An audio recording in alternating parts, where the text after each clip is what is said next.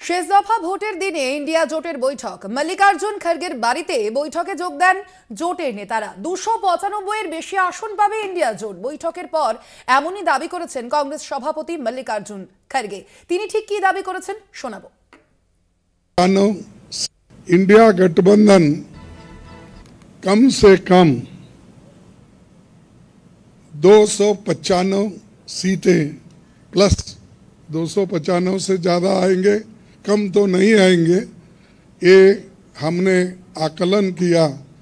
India गठबंधन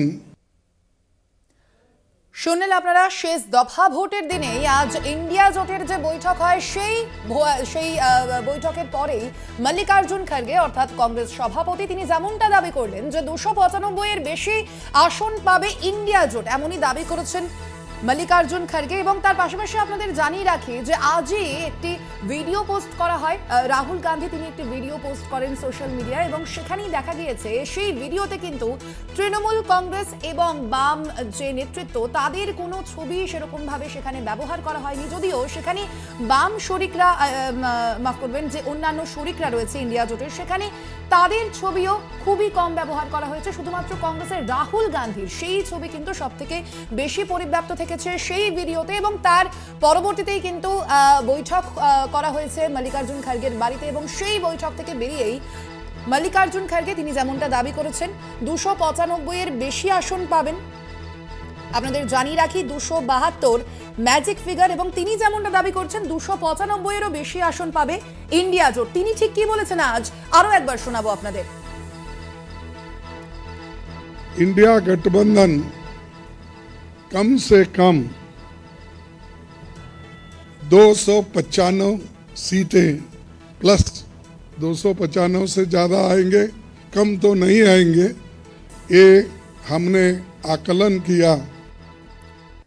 আপনাদের শোনালাম কংগ্রেস সভাপতি মল্লিকার্জুন খড়গে তিনি যেমনটা দাবি করছেন যে এবার 295টি আসনেরও বেশি আসন পাবে ইন্ডিয়া জোট। আপনাদের জানিয়ে রাখি গতবার অর্থাৎ 2019-এর যে লোকসভা নির্বাচন সেখানে 353টি আসন জিতে নিরঙ্কুশভাবে ক্ষমতায় এসেছিল এনডিএ জোট। বিজেপি একাই পেয়েছিল 303টি আসন।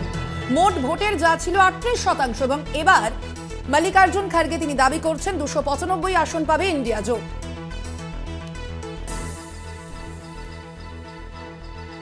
এ বিষয়ে আমরা কথা বলবো। ফোন লাইনে আমরা যোগাযোগ করতে পেরেছি বিজেপি নেতা রাহুল সিনহার সঙ্গে। রাহুল বাবু, আপনাকে স্বাগত জানাই কলকাতা টিভিতে। রাহুল বাবু, আজ মল্লিকার্জুন খড়গের বাড়িতে যে বৈঠক হয় ইন্ডিয়া জোটে তার পরবর্তীতে তিনি দাবি করেছেন যে 295 এর বেশি আসন পাবে ইন্ডিয়া জোট 2024-এর লোকসভা নির্বাচনে।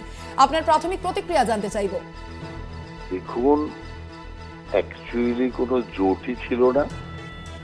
কতগুলো দুর্নীতিগ্রস্ত লোক এক জায়গায় হয়েছিল দুর্নীতি থেকে বাঁচার জন্য। এখন তাদের তো আশা করতেই হবে। একটা বাংলায় প্রবাদ আছে যে আশায় বাঁচে চাষা। তো সেই অবস্থা হয়েছে এদের। দিনে দিন যদি কেউ জেগে স্বপ্ন দেখে তাহলে তো কিছু করা যায় না। অতএব আমি মনে করি আর 2 দিনই বাকি আছে। 4 তারিখেই সমস্ত পরিষ্কার হয়ে যাবে যে এই জোট টোট যা কিছু ছিল সব গত বছর যেরকম 19 সালে ভেঙে চুরমার, কারোর সাথে কারো আর মুখ দেখা দেখি ছিল না, তার চেয়েও করুণ অবস্থা এবার হবে, এটা পরিষ্কার জেনে রাখো। ধন্যবাদ আপনাকে রাহুল বাবু আমাদের সঙ্গে কথা বলার জন্য।